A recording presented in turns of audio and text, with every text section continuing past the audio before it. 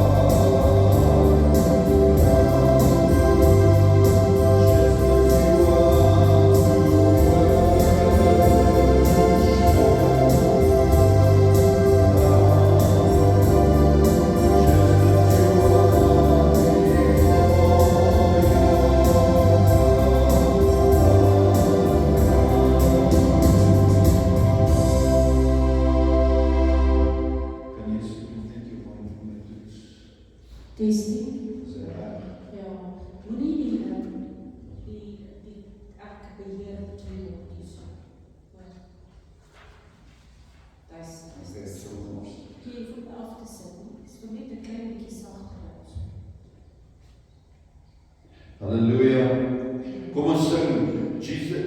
Sorry, ek het nou 'n bietjie gespring. I love you more than words can express. Dit is jammer. Hulle het ongelukkig in ons system gestel deur die naweek.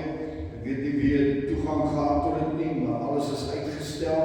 En daarom vra ons nie om afdraagsaam te wees met ons verhoore as ons hierdie ding probeer weer net op sy regte stelling kan kry, op sy regte posisie kan kry. Halleluja! Kom ons sing verhoore, I love you more than words can express.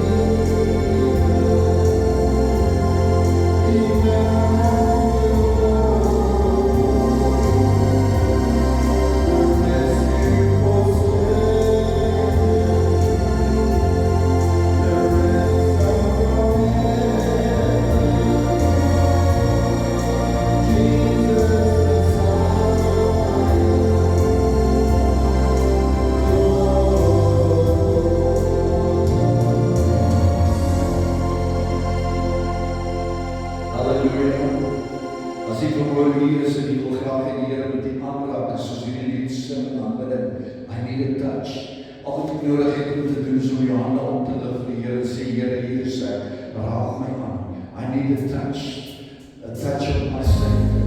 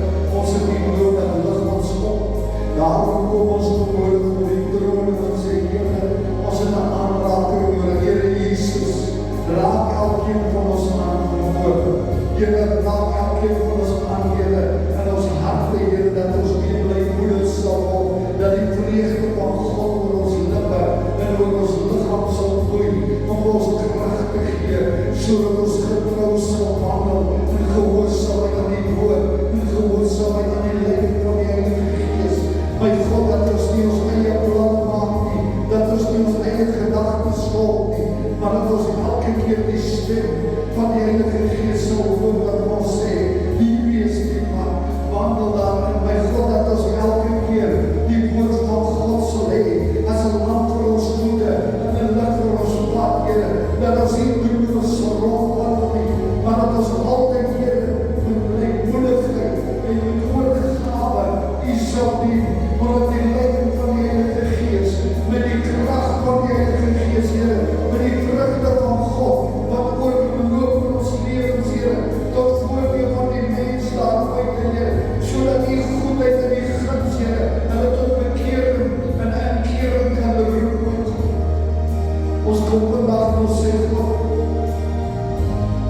woord vir ons oop. Maak het vir ons duidelik vandag, dat ons besef hoe wonderlik, hoe bonnatuurlik is die voorsiening vir ons, hoe volmaak is U, my God, om elke belofte van die woord te onderhou, dat geen belofte wat U gemaak het op die grond val nie, dat elke belofte volbring word. Here, as ons die woord bestudeer in Openbaring, besef ons hoe genadig is U vir ons. Besef ons dat die goede tierenheid, Here, oortref elke verwagting wat ons mag hê. Here, dat ons niks verdien nie, maar dat alles deur die genade. Dat die goede tierenheid, Here, vir ons vergifnis word. Dat die genade vir ons hele lewe oorvloed bring. Voorsiening in elke opsig. Ons bid vanmôre, ons vra Here, wees met die familie wat hulle ma afgestaan het, en vrou afgestaan het, en suster afgestaan het. Ondersknag, Here, tel hulle op vanmôre. Wees met die Jansens vanmôre, Here, wees met hulle oude sterk. Vir ons spesiaal families, Here, dat U ons sal aanraak vanmôre, dat U hom krag sal gee, blydskap sal gee, Here, sodat die kinders van hom kan dra in die tyd as 'n geslag van God. En as 'n Vader in die huis, as 'n priester by huis. Ons dank U daarvoor in Jesus naam. Amen en amen.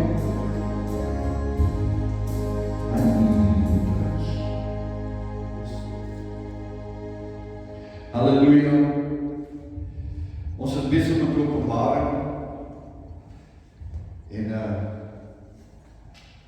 ek sê dalk vir die dames wat vanmôre so verdraagsaam was met my in die klank en al die omstandighede wat ons het rondom die klank.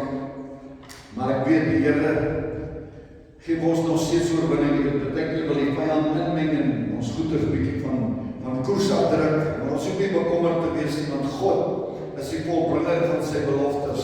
En hy sê ons is meer as oorwinnaars. Amen. Glo jy vanmôre dat ons is meer as oorwinnaars?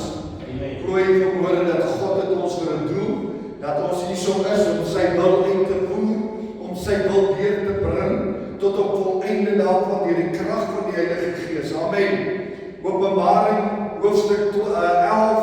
Ons het nou deur Openbaring gegaan, ons het baie van die hoofstukke afgehandel en ons het gesien, selfs dat in Openbaring 9 ons gesien toe daai halfuur van stilte is, dat ons besef dat God, selfs die hemel besef, hoe magtig en kragtig is die dinge van die Here, hoe magtig en kragtig is die volbringing van God se beloftes en van God se profeseë, dat ons verstom sal staan om te besef, ons is gered deur genade. Ons kyk in die hemel uit op hierdie dinge neer en ons is dankbaar.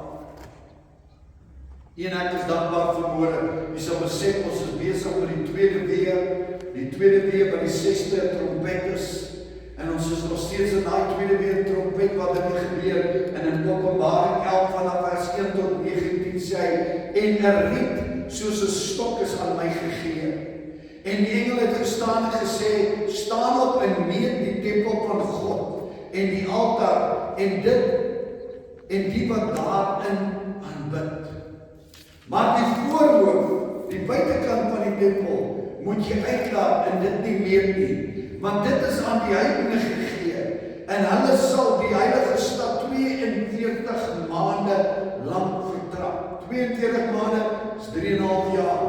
Hulle gaan 42 maande hierdie plek vertrap, en ek sal aan my 2 getuienis gee, dat hulle met sakke bekleed 1260 dae lang sal profeteer.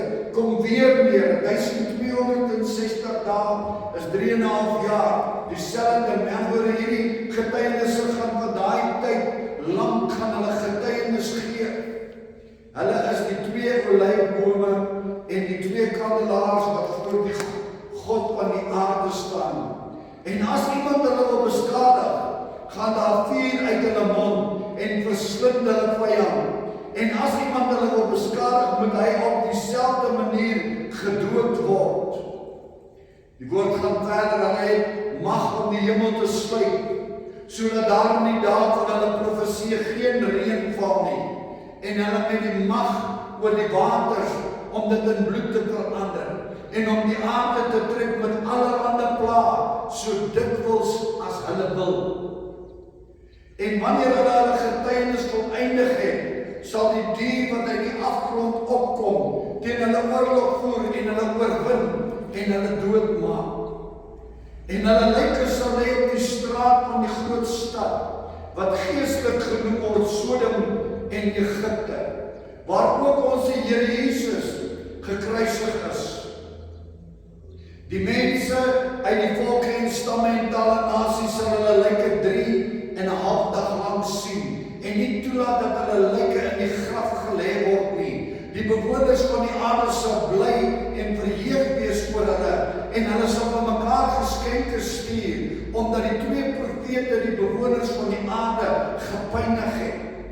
En na die 3,5 dag het die gees van die lewe uit God in hulle ingegaan, en hulle het op hulle voete gaan staan, en 'n groot vrees het geval op die wat hulle aanskou het.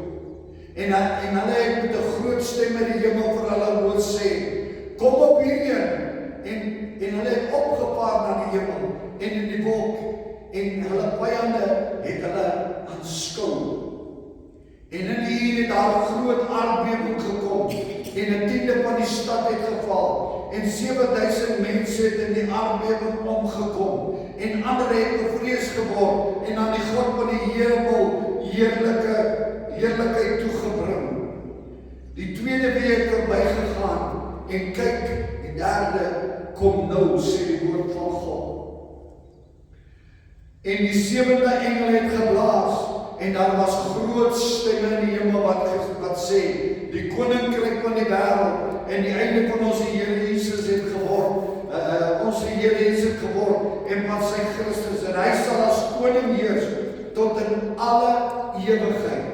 En die 24 ouderlinge wat voor God op hulle trone sit, het op hulle aangesigte geval, en God aanbid, en gesê, ons dank U, Here God, Almagtige, wat is en wat was en wat kom, dat U groot mag aangeneem en as koning geheers het. En die nasies wat vertoring in die troon het gekom in die tyd van die dode om geoordeel te word, en om die loon te gee aan die diensknegte, die profete aan die heiliges, aan die wat U naam vrees, klein en groot, en om die verderwers van die wêreld te verderf. Hierdie verderwers van die wêreld is om die mense wat die aarde vernietig, dood te maak.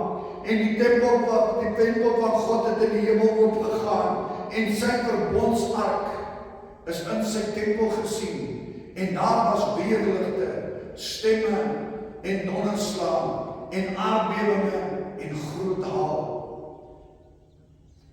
Ons is nou presies in die middel van die 7,5 jaar.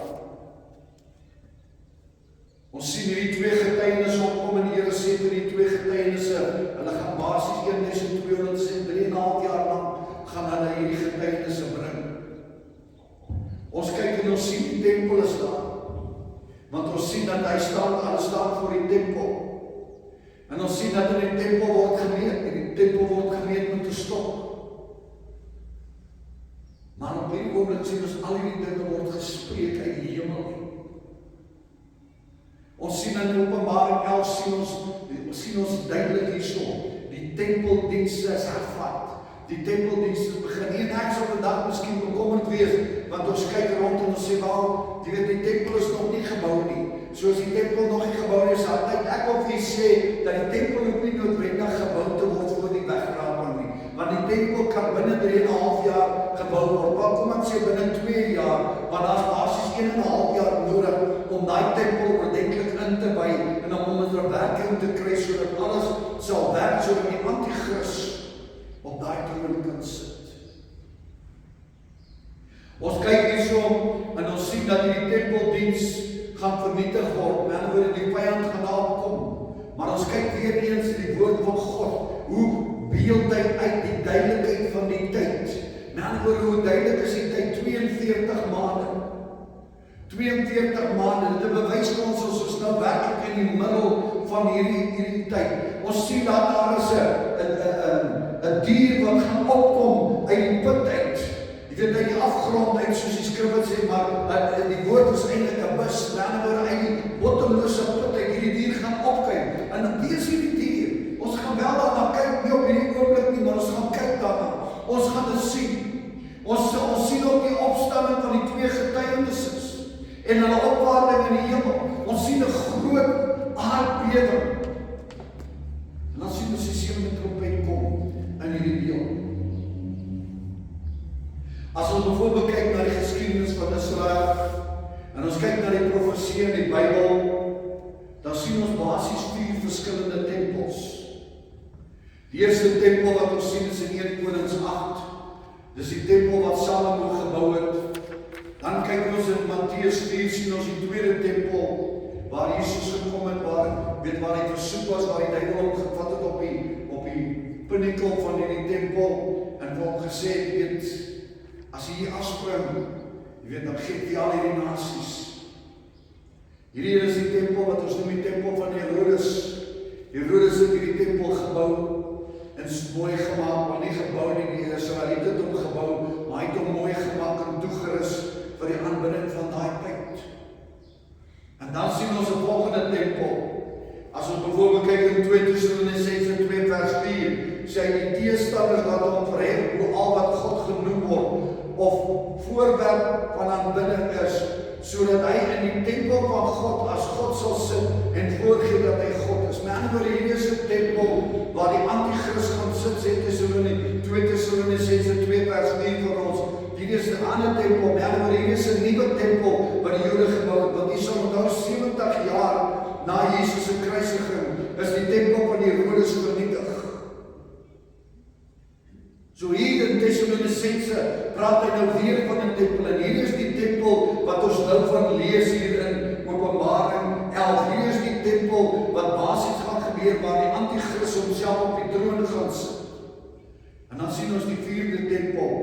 Die 4de tempel is die tempel wat in Esegiel hoofstuk 40 tot 44 uitgebeeld word. Dis die tempel van die Here Jesus Christus, wat Here Jesus Christus gaan bou op die aarde, as hy vir 1000 jaar gaan kom regeer.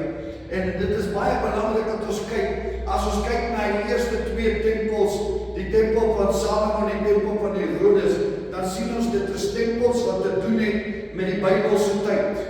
Maar as ons op tempel nommer 3 en tempel nommer 4 kyk, waar die antichrist op hom kan sit, en die een met Jesus, sien ons tempels van profesie. Met ander woorde, tempel nommer 3 word gebou deur die Jode. Tempel nommer 4 het gaan gebou word deur die Here Jesus Christus. Ek wil bietjie teruggaan na die tempel nommer 3 toe, en ek wil hê ons moet bietjie daar kyk, hierdie een wat deur die Jode gebou word. Hy word gebou in die eerste 3,5 jaar of net voor die wegraping. Ons is nie 100% seker wanneer nie, maar dit maak nie saak nie, want hy gaan daar wees voor die eerste 3,5 jaar verby is. So basies, binne die eerste 2 jaar van die verdrukking, sal daar 'n tempel wees. As ons kyk na Daniël nommer 9, vers 27, sê ons, en hy sal 1 week lang met 'n baie sterk verbond sluit, en gedurende die helfte van die week sal hy slagoffer en spysoffer laat ophou. Wanneer? Gedurende die helfte. Met ander woorde, in die middel van die verdrukking gaan hy slagoffer en spysoffer laat ophou. So teen daai tyd is die tempel al in gebruik. Binne die eerste 3,5 jaar kom die tempel in gebruik. In die helfte van daai 7 jaar is daai tempel in gebruik. Hy sê nog die pleel van gruwels sal daar 'n verwoesting wees. Met ander woorde, hy sê die eerste 3,5 jaar, ons het dit nou bestudeer, dit was erg. Ek bedoel, 50% van die wêreld se mense is dood. 50% van die wêreld se mense is dood. 3,5 biljoen mense, of 3 biljoen mense is basies binne 3,5 jaar dood. 1000 miljoen wat per maand sterf. Jy kan besef die chaos op die aarde. Hulle kan nie al daai lyke begrawe nie. Jy sien ook in twee getuienisse, waar jy twee getuienisse lê, waar jy getuienisse daar lê, laat die mense hulle daar lê, want die mense is bang, hulle begraaf, gebeur iets. Hulle wil graag sien, hulle is dood. En hulle is so bly as dood. Hoekom? Want hulle die mense gepeinig. Onthou, hulle het reg gehad, hulle kon sekere dinge doen. Maar hier sien jy in Daniël 9 vers 27, na 3,5 jaar breek hy sy verbond. Hy sê, die gruwel sal daar verwoesting wees. Met ander woorde, dan word dit erger. Nou op hierdie stadium is dit nog mooi, nou word dit erger. Hy sê op die vleuel van hierdie gruwels, en wel tot aan die einde. Met ander woorde, tot die 7 jaar volbring is.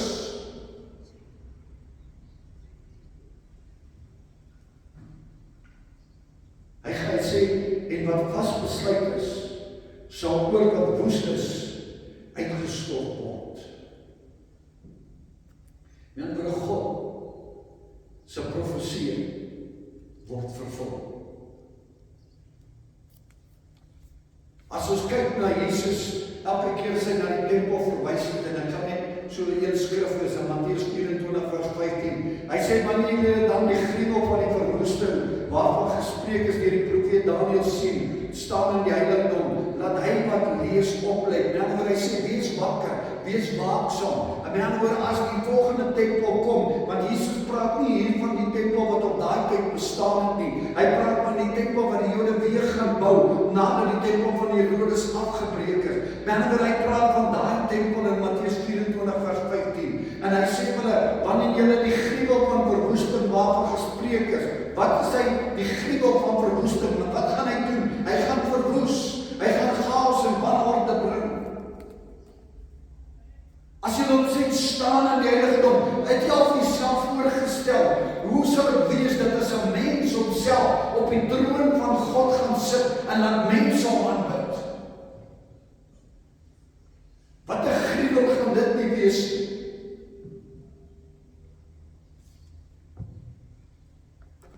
Ons het begin in Openbaring 11 het ons gesien, en die Here vir hom gesê, hy kon 'n maatstok gegee. Hy het gesê, hy het 'n stok. Hy het gesê, weet. Wat moes hy weet? Hy moet die heilige plek weet. Wat moes hy weet? Hy moes die altaar weet. Wat moes hy weet? Hy moes nie daar waar die mense aanbid, daar waar die mense God werklik aanbid.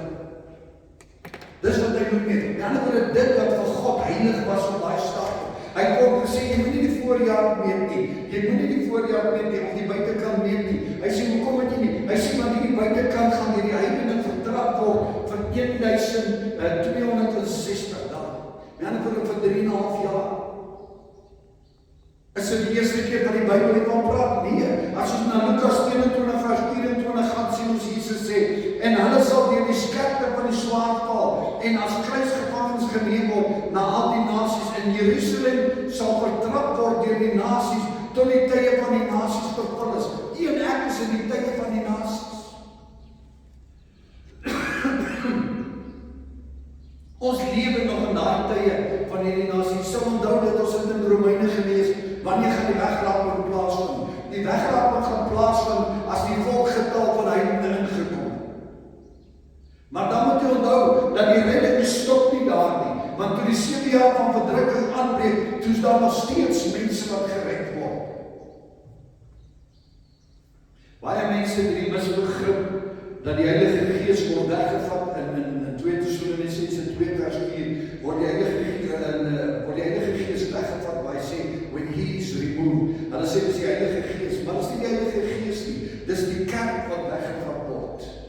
Die Heilige Gees bly, maar die Heilige Gees is nog steeds noodsaaklik vir die redding van die mens. Want hoekom sal God 144.000 Jode, jy weet, met 'n seël verseël om die evangelie te verkondig vir die redding van die mense, van die Jode, as die Heilige Gees nie daar sou oortuig van sonde, sodat die mense tot bekering kan kom? As ons na hierdie dinge kyk, dan sien ons die skrif praat van 42 maande, 1260 dae, 3,5 jaar. Hy praat ook van, jy weet, hy gebruik time, and times and a half. Met ander woorde, 'n tyd is 'n jaar. Met ander woorde, dan praat hy van times soos 2 jaar, 3 jaar, en 'n halwe jaar, jy weet, en 'n half time. Halwe jaar. En ons sien hierdie skrifte kom in Daniël 7, kom in Daniël 12, dit kom in Openbaring 12, dit kom in Openbaring 13, dit kom in Openbaring, in Daniël 7, ook duidelik uitgebeeld. Die laaste 3,5 jaar is die grootste verdrukking wat gaan gebeur. Nou, as ons dink aan die groot verdrukking, en ons dink aan die eerste 3,5 jaar, en hierdie goeders wat ons so ver bestudeer het, dan moet ons besef, dis nog niks aan vergelyking met wat gaan kom nie. Want hier is die profeet. Jy weet, as ek kyk, byvoorbeeld na Openbaring 11 vers 3 en 4, as ons net weer wil teruggaan daarna toe sê ek ons, hy sê, ek sal hulle krag gee vir die 2 getuienis, en hulle sal profeteer vir 1260 dae, en hulle sal in sakke bekleed wees.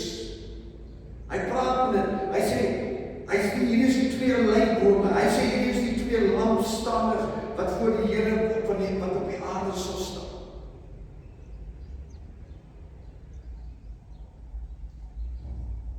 In vers 6 is dit baie duidelik, hy sê, hulle is die profete. Vers 10 sê, hulle is profete. Wie sê die 2 mense? Baie mense sê, dis Moses en Elia, maar dit is nie Moses en Elia. Dis Enoch en Elia. Want dis die enigste 2 mense, of is soos Enoch is die Engelse naam, Enoch is die Afrikaanse naam, skies. Enoch en Elia. Want dis die enigste 2 mense wat nie gesterf het in die Bybel. Nou ek wil vir jouself, jy moet bietjie net mooi indink. Dus ons kyk na Elia, toe Elia is omtrent al 3000 jaar terug opgevat in die hemel. So hy is 3000 jaar oud. Kan jy jouself voorstel, hy leef nog. Hy is 3000 jaar oud, nog nie dood gegaan nie. Want die skrif is baie duidelik in Hebreërs 9 vers 27. Hy sê dit is bestem vir 'n mens om 1 keer te sterf. As ons verder kyk en kyk ons na Enoch. As ons na Enoch kyk, sal ons sien, hy is die 3de geslagte Adam, so Enoch is omtrent 5000 jaar oud. Hierdie 2 mense gaan kom, hierdie 2 getuienisse gaan terugkom aarde toe. Hulle is 2 profete. Hulle is die 2 olijfbome en die 2 lampe, weet jy, die 2 kandelare. As jy in Sagaria 4 gaan kyk, sê jy sien, hy praat in Sagaria 4 van die 2 olijfbome en die 2 kandelare wat getuienis sal gee. En hier is die 2, dit word in Sagaria geprofeteer al, en hier in Openbaring sien jy dat die Here wys vir hom, hier gaan dit gebeur. Hulle is nog nooit dood nie. Wat het hulle in die hemel gaan doen? Hulle wag. Hulle wag vir wat? Hulle wag vir hulle opdrag. Want hier is hulle opdrag. Hulle gaan terugkom aarde toe. Hulle gaan weer op die aarde kom profeteer. Wat gaan hulle profeteer? Hulle gaan profeteer dat die mense tot redding kan kom, dat die Here tot redding, hulle is getuienisse vir God. Hier sal ons het gepraat, ons het gesê, die tyd van Noag, was daar net 1 getuie basies gewees, agting almal, as jy wil so vat. Want Noag, sy vrou sê 3 seuns en dan 3 vrouens, 8 getuienisse vir God oor gewees, maar werklik net 1 van Noag was die priester van sy huiskinders. As jy kyk op Sodom en Gomorra, toe Abraham in Sodom en Gomorra kom, toe het hy gesê, as daar net 10 gelowiges is, 10 getuienisse vir God is, dan spaar ek die dorp. Was daar 10? Nee, daar was nie eens 10 nie, want jy moet onthou, dat Lot se vrou tel nie eens onder dit wat gered is nie, want sy was nie bereid om gehoorsaam te wees. Sy het teruggekyk. Hulle het gewag vir hulle opdrag. 3000 jaar en 5000 jaar wag hulle vir hulle opdrag. As ons Openbaring 11, 12 en 13 wil sien, gaan ons 7 sleutel persoonlikhede hier ervaar. En dit is baie noodsaaklik dat ons hulle identifiseer en dat ons verstaan wie hulle is.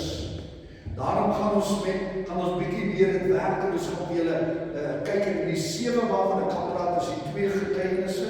In Openbaring 11 gaan ons die 2 getuienisse sien. In Openbaring 12 gaan ons sien die vrou, ons gaan die draak sien, ons gaan die manskind sien, die manlike kind sien, en dan gaan ons ook wat noem jy aartsengel, die aardengel van Michael sien. En dan kyk ons in Openbaring 13 sien ons die anti-kris.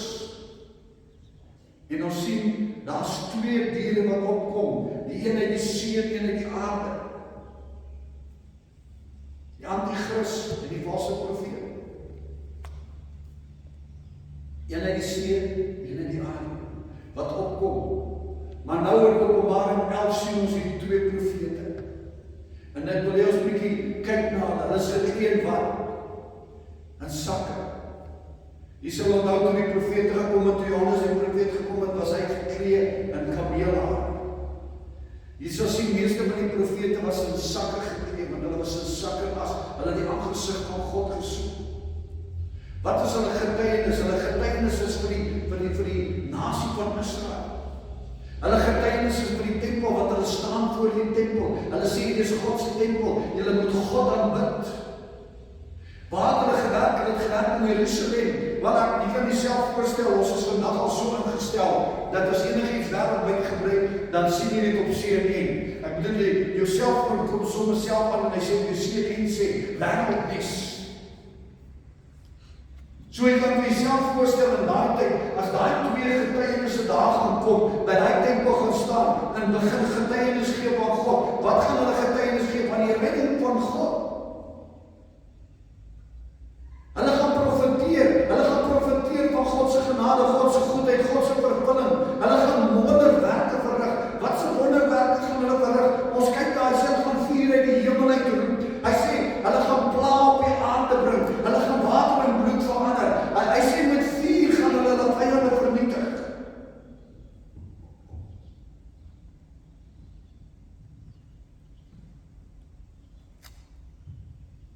Ek weet nie of jy al tydjie gekyk het op televisie, vroeër jare toe die meneer gedoen het, ons baie keer hierdie programme van die Autospice gekyk.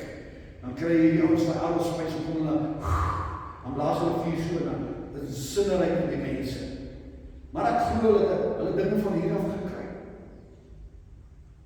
Want die skrif sê, die wat hulle wil skade doen, gaan met vuur uit hulle monde uit vernietig word. Jy onthou ek het hier gesê ook dat in die tempel van God, die ding wat hulle sê, die hoëpriester het klokkies aan sy klere gedra en hy het 'n tong sy lyf gehad. Dit is nie die Bybel nie. Dit kom van die Talmud af, dit is die Joodse tradisie wat hierdie goeie sê. Want in God se teenwoordigheid word jy geinsinereer met vuur. Dan praat hy verder, hy sê hulle gaan water en bloed verander. Dan sê hy gaan reën kan stop vir 3,5 jaar. Dink ek met die 3,5 jaar, wie is hier so Elia? Kan jy onthou van Elia toe hy by Jezebel en Ahab was? Hoe lang het die reën daar opgaan? 3,5 jaar. Jy kan vir jouself voorstel wat die omstandighede gaan wees. Ons kyk na Enoch en Elia, die twee profete. Hoe weet ek Enoch is 'n profeet? Weet baie mense sê dan nie, maar Enoch is nie werklik 'n profeet nie. Maar as jy na die boek van Judas toe gaan, sal jy sien in Judas 1 vers 14 sê, en Enoch, die sewende van Adam af, het ook teen hulle geprofeteer en gesê, kyk, die Here het gekom met sy heilige 10,000 tale. Hy het geprofeteer. Hoekom? Want hy was 'n profeet. Hy was die sewende van Adam af. Kan jy vir jouself voorstel, die sewende geslag van Adam af? 5,000 jaar. Halleluja. Kan jy jouself dink hoe gaan 'n ewigheid saam met God wees? Dit kan nie Moses wees nie. Want ek het klaar vir jy vroeër gesê, Hebreërs 9 vers 27 sê, is vir die mens bestem om een keer te sterf. En die skrif is duidelik dat Moses het op die berg gesterf. Toe Johannes die doper gekom het. Jy moet onthou, hier is Johannes, die apostel wat hierdie revelations skryf. Want toe Johannes die doper gekom het die skrif gesê, Lukas 1 vers 17, en hy sal voor hom uitgaan, in die gees en die krag van Elia. Hy praat van Johannes die doper nie. Hy sal voor hom uitgaan. In wat? In die gees en die krag van Elia. Nie as Elia nie. Luister mooi. Hy sal om die harte van die vaders terug te bring tot die kinders in die ongehoorsaamheid, tot die gesindheid van die geregverdiges, om vir die Here 'n toegeruste volk te berei. Nou, Johannes die Messia kom maak julle reg. En hulle het hulle nie reg gemaak nie. Hulle het hulle nie reg gemaak nie. Hulle het die Messia doodgemaak. Ons saam met hulle wat ons sondes is opgekom. Maar hulle het die Messia doodgemaak. En Jesus verduidelik hierdie beginsel hulle. As ons na Matteus 17 vanaf vers 10 tot 13 gaan kyk ons, en sy disippels vra vir hom, waarom sê die skrifgeleerdes dat Elia eers moet kom? En Jesus in antwoord sê vir hulle, dis waar, Elia kom eers en sal alles herstel. Maar ek sê vir julle dat Elia al gekom het. Met ander woorde, waar het hy gekom? In Johannes, want hy het gekom in die krag en die gees van Elia. Johannes is nie Elia nie. Hy het gekom met die krag en die gees, maar omrede die Jode hom nie wil aanneem nie. En God het geweet dit gaan gebeur. En hulle wil nie erken nie. Maar hulle het alles gedoen het wat hulle wou. Wat hulle aan gedoen? Hulle het sy kop laat afkap. Onthou dit. Hulle het sy kop laat afkap om vir Herodes gegee. Vir sy vrou se dogter.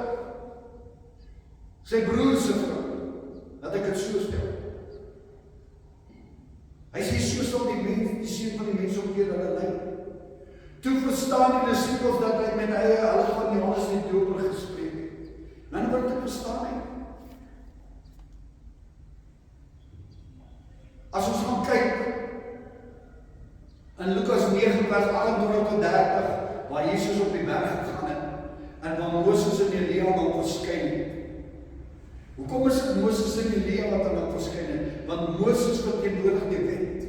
Elia verteenwoordig die profete. Maar ander woorde, God het vir Moses gesê, Moses die wet het gesê ek kom, hier is ek nou. En hy het vir Elia gesê, Elia, hier is ek nou. Jy moet weet, Johannes kon nie die werk opbring nie, want die Jode wil my nie aanvaar nie. Maar ander woorde, jy gaan weer terugkom aarde toe. Jy gaan kom en jy gaan kom klaarmaak wat jy nie klaar gemaak het nie. Met ander woorde, ek het jou weggevat, jy gaan dit opbring. En hy kyk wat sê ons Lukas 9 vers 28 en 30, hy sê, en omtrent 8 dae na die woorde het hy Petrus en Johannes en Jakobus geneem en op die berg geklim om te bid. En terwyl hy bid, het die voorkoms van sy aangesig anders geword en sy klere skitterwit. En daar was 2 manne in gesprek met hom. Dit was Moses en Elia. Hulle het in heerlikheid verskyn van sy uitgang gespreek wat hy in Jerusalem sou opbring. Wat het hulle van gepraat? Hulle het in heerlikheid verskyn en van sy, Jesus se uitgang gespreek of sy kruisiging in Jerusalem. En hy het vir Elia gesê, Elia, jy gaan later weer kom. Is daar 'n profesie wat dit bevestig? Ja, Malagi 4 vers 5 sê, kyk, ek stuur julle die profeet Elia voordat die groot en die vreeslike dag van die Here aanbreek. Die groot en die vreeslike dag van die Here. Wat 'n dag, daai dag wanneer hy terugkom aarde toe, sy voet op die aarde sit en 'n einde maak aan hierdie dispensasie en 'n nuwe dispensasie begin. As jy kyk na Openbaring 11 vers 7, hy sê, wanneer hulle klaargemaak het van die getuienis, wanneer die mense die getuienis kom, het daar 'n dier uit die afgrond uitgekom. En hy het hulle oorwin. Hy het hulle oorwin. Dat 'n dier uit die afgrond uitgekom, hy het hulle oorwin. Wat is hierdie dier? Hierdie dier is gevalle engel. Waar kom hy? Hy kom uit die abyss uit. Jy sal onthou toe Jesus die legioen engele uitgedryf het uit daai man uit. Toe sê hy vir die Here, gaan jy ons nou na die abyss toe stuur? Dan gaan jy ons na die afgrond toe stuur? Gaan ons nou al gepynig word? Stuur ons liewer vir die parke in. Jy moet weet dat die hel het 5 kompartemente, waarvan ons weet. Die boonloose put, Sheol, wat die huidige hel is, Gehenna wat die toekomstige hel is, Abraham se boesem wat nou leeg is, want die paradys het opgeskei, dit is nou in die hemel by God. Ek dink aan die laaste is Appelleien, en dan die plek van Appelleien en daar is nog 'n ander naam, hulle 2 name vir dit wat hulle gebruik vir dit, die heersers van daai plek. As ons nou kyk, hoekom sê Openbaring 11 vers 7 praat hy van ons mense, hy praat van ons, hy sê hulle dooie liggaam, in vers 8 sê hulle dooie liggaam, hulle in die publiek sal het daar lê in die groot stad, wat profeties genoem word, Sodom en Egypte. Hoekom word Jerusalem die Sodom en Egypte? Want Jerusalem is vol sonde, Sodom is vol sonde, jy weet ongeregtigheid, onheiligheid. Egypte is 'n binding waar die mense in gevangenskap is. Met ander woorde, hier praat hy basies van dat Jerusalem op daai stadium, die mense is in gevangene gewees, die mense lewe in sonde. Dit was die kondisie van Jerusalem in hierdie tyd, want daar het gesê vir 42 maande sal die heidene die voorportaal van die tempel vertrap. Hulle gaan besigheid en handel dryf. Jesus sal weer moet kom met 'n sweep. As ons kyk in Openbaring 11 vers 11, dan sien ons hierdie twee getuienisse en na 3,5 dae. Hoekom het hulle na 3,5 dae opgestaan? Want gewoonlik in Jerusalem, met die klimaat in Jerusalem, binne 4 dae begin jy ontbid. Want julle sal onthou van Lazarus. Met ander woorde, toe hulle vir Lazarus op die 4de dag wil opwek, toe sê hy, sy liggaam het klaar begin ontbind. Nou, 3,5 dae later, toe staan hierdie mense op, hierdie manne op, kan jy vir jouself voorstel, kan jy vir jouself, weet, as ek hierdie woord lees, dan beteken, dan raak ek amper so, weet, hoe kan ek amper sê, het jy al excited geraak as jy span wen, maar as ek hierdie woord lees, dan raak ek excited, want ek weet my koning wen. Hy sê maar in 3,5 dae, die asem van die lewe van God in hulle ingegaan, en hulle het opgestaan op hulle voete. Hy sê in 'n groot vrees het oor hulle gekom wat hulle gesien het. Hy gaan in vers 12 sê, hy sê, dan hoor ek 'n luie stem van die hemel, wat sê vir hulle, kom op hierheen, en hulle het opgegaan in 'n wolk. Hulle het opgegaan in wat? Hulle het opgegaan in 'n wolk, maar luister mooi, terwyl hulle vyande dit aanskou het. Wow! Terwyl hulle vyande dit, man, dink net vir 'n oomblik, vers 11 sê, 'n groot vrees het hierdie mense gepak. Ek bedoel, hier is hierdie demoniese engel, wat hierdie twee getuienisse doopmaak, en hulle staan weer op. Daar's 'n resurrection wat plaasvind. Daar's 'n opstanding wat plaasvind. As ons byvoorbeeld kyk in Openbaring 11 vers 14, dan sien ons dit nog steeds te doen, weet met die tweede woe, met die 6de trompet. Hy sê vir ons hierso, hy sê die tweede wee is nou besig om verby gegaan. Hy sê neem kennis. Die derde wee gaan vinnig kom. Met ander woorde, binne 'n uur of binne 'n paar minute gaan hy kom. Ons is in die middel van die 3,5 jaar, want nou gaan dit gebeur. Daar is nie meer een. Met ander woorde, die eindvlieg het geblaas. Die Messia kom. Dus die tyd is verby. Die tyd is verby. As ons kyk in vers 15, sê ons in vers 15, hy sê, die 7de engel blaas sy trompet, en met 'n luide stem uit die hemel uit sê, die koninkryk van die wêreld, die koninkryk van ons Here geword. Hy sê, en hy die Messia gaan regeer, hy gaan regeer oor alles. Hier is die laaste ronde. 1260 jaar, dan kom die Messia, dan is die eindvlekkie daar, hulle tyd is verby, dis klaar, dit is finish. Wat gaan hy doen? Kom ons kyk in Openbaring 11 vers 18, wat gaan hy doen? Hy sê, die nasies was woedend gewees. Hy sê vir die woede van God, vir die uitstorting. Hy sê, maar die tyd het gekom vir die dooies om geoordeel te word. En om beloning te gee aan sy diensknegte en aan die profete en aan die gelowiges wat sy naam gevrees het, beide groot en klein. Hy sê, die tyd het gekom om hom te vernietig wat die wêreld vernietig. Hulle wat die wêreld vernietig, gaan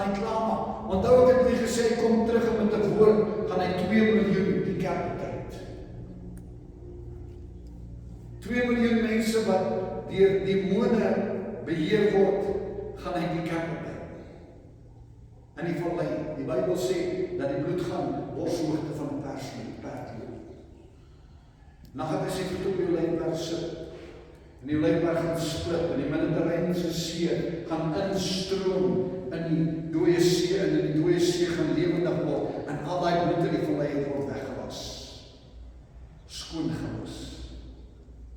Gaan nie stink en vrot wees daar rondom Jerusalem. Gaan skoon en nuut wees. En hy begin 'n nuwe era, die 1000 jaar vrederyk. Die 1000 jaar vrederyk.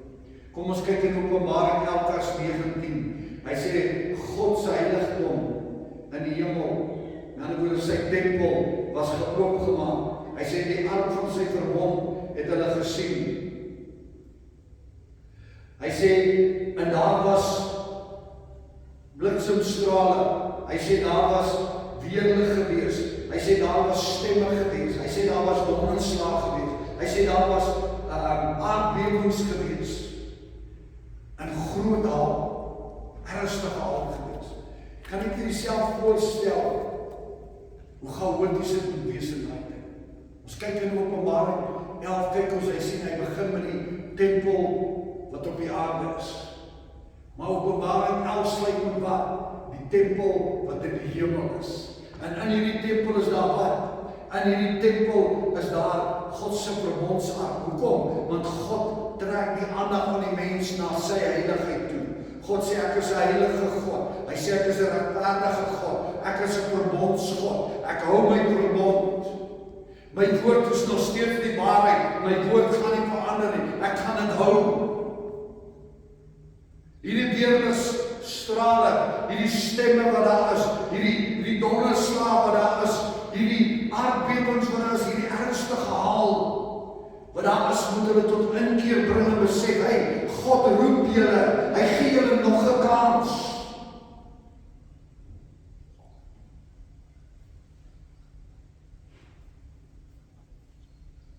Vandag is die enige getuienis. Onthou dit vir die gesê in die Bybel, was daar in sekere tye baie min getuienisse. Die Here het vir ons die evangelie gegee, hy het vir ons die kruisiging gegee, en hy gee vir ons nou die geleentheid om sy getuienisse te lees.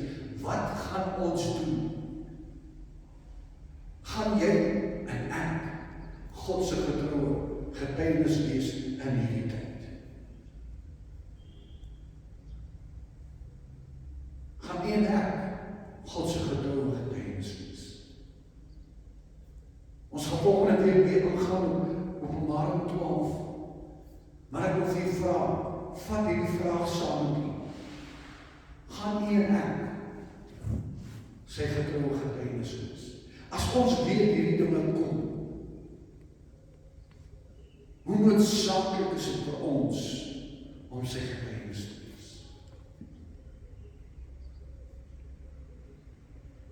Hoe noodsaaklik?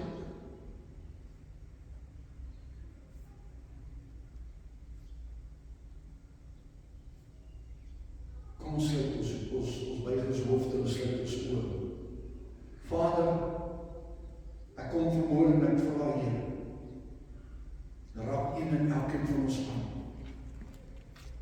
Maak ons ernstig, Here. Here, laat ons onsself verloon, ons kruis opneem en die volg. Dat ons nie sal toelaat dat die vyand oor ons oorwinning sal hê. Dat ons sal uitgaan, Here, en kan red hulle wat gered moet word, Here. Hulle wat daar buite is, wat honger en dors is, wat in die duisternis is, dat ons hulle na die lig toe bring, my God. Ons dank U daarvoor vandag, Here. Ons dank U vir die woord wat in Openbaring is, wat ons bemoedig om te sê, dat God gaan elke profesie volbring. En daarom weet ons dat die profesie wat praat van ons redding, die profesie wat praat van, Here, van ons voorsiening, Here, die profesie wat praat van ons ewige lewe, is ook ja en amen. Want ons sien dat die heilig nie om die ander profesie te volbring nie. En dit is vir ons 'n sekerheid, Here. Ons loof en ons prys U vandag in Jesus naam. En hulle wat saamstem sê amen. Halleluja. Here seën U. Wees